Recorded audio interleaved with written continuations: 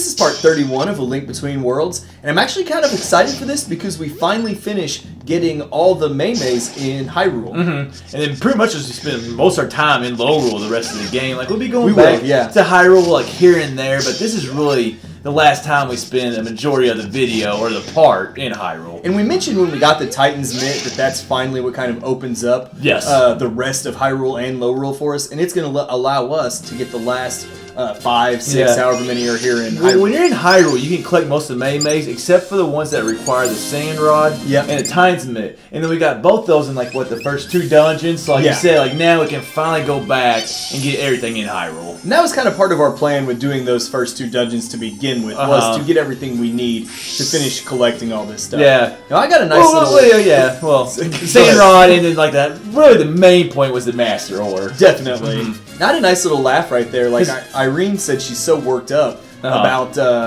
what's happening. And she's like, so you better hold on to that broom tight. Yes. And I'm sitting here thinking, I'm going to be holding on to it tight. I mean, that's a very small, like, earth area to set on. Yeah. You know? It's not like a seat or anything. I mean, it's probably very easy to fall off that thing. If you ask Harry Potter, he flies on brooms all the time. If you're not a witch, do you sit on a broom or do you hang on to a broom? It looks like Link just grabs onto the broom part? Or the broom part, So I would definitely hang on tight then, yes. I did not mean to cut you off earlier when you came in with that, though. I'm sure it's not the first time that that's happened.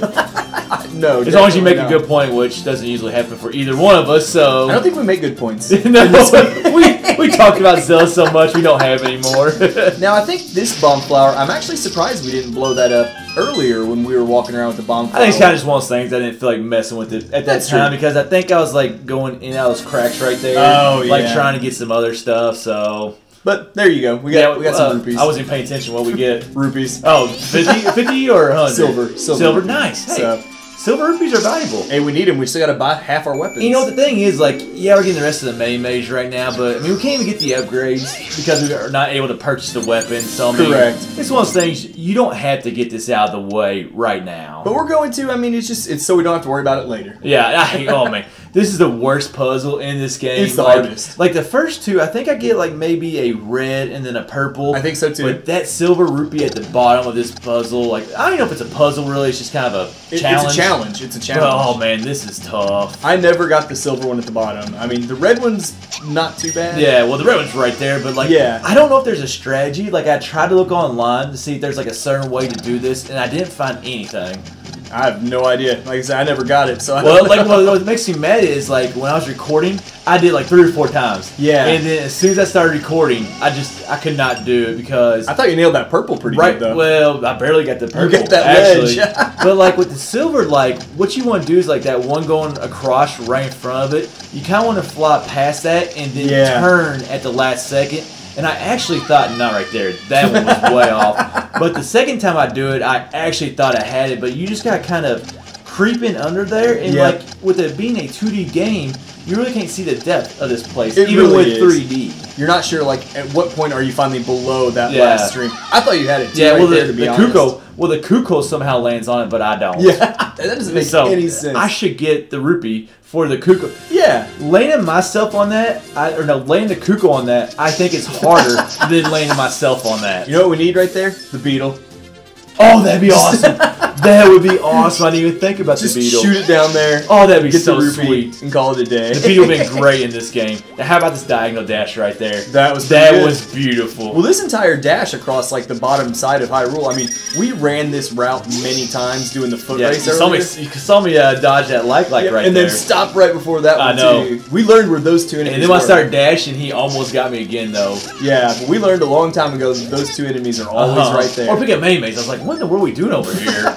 Because we haven't been over here in, like, really the only thing over here in Hyrule is Maiamais and the Racing Brothers gang. Yeah, there's not much. Is this the entrance we take to get to the area by the Dark Palace? No, I don't think so. I think... No, we don't. No, we gotta go up around. I really don't know, but I don't think. No, we gotta go up around Eastern Palace. That's right. To get to the next area we'll be going to. Actually, I think this would stick you out closer to one of the. I don't know where it puts you. No, it puts you by Lake Hyrule in Lorule. Which would they call it Lake Lolila there? I have no idea. I did not look into the game that far. I'm not gonna lie. I mean, Hyrule for Hyrule, Lolila. You know what? It sounds good to me. I don't know. Misery Mire 2. Little Misery Mire. Yeah. I call it Little Misery Mire. I'm just guessing here. Yeah, me too. Now we're making our way. Well, I think we get a Maiamais. I think we get one here. And then we make our way into the next area, which will be, like, I guess, the dark area. That's a good name for it. I don't know. Well, I think when Hilda talks to us, and she actually does a couple times in this part, which is kind of annoying. I think she calls it, like, an area of darkness. Area of darkness, yeah. Something like same that. Thing, yeah. So that's a good enough we're just trying to come up with stuff here as we make our way to the area. It's funny you asked. All we're doing is picking up Maiamais. Yeah. It's not like it's that exciting. It's funny you asked, what are we doing picking up Maiamais right now? I'm like, if we're in between dungeons, it's probably a safe guess. Yes, that's true. We're picking up Maiamais. Well, I mean, when there's 100 of them, I mean, yeah, there's also other things we do. Like, we picked up Maiamais in the last part, and then we also got the Temper Sword and the Fire Rod upgrade. Yep. So there's other things that happen in these parts. Not in this one. But most of it is collecting Maiamais in between dungeons. I guess we did play the Kuko. But there's a point here. I'm not sure how many Maiamais I have, but I know I'm getting pretty close to 100.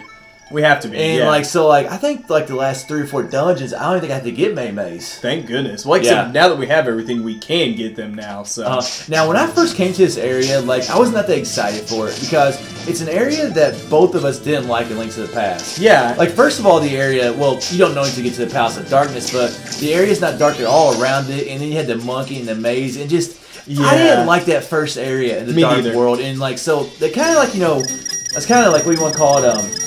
What do you think it's going to be bad before you even get to it? Yeah, we had our doubts about it. Yeah, had our doubts. Yeah, there's a word for that. Judgmental, maybe? Judgmental about the area? I don't know.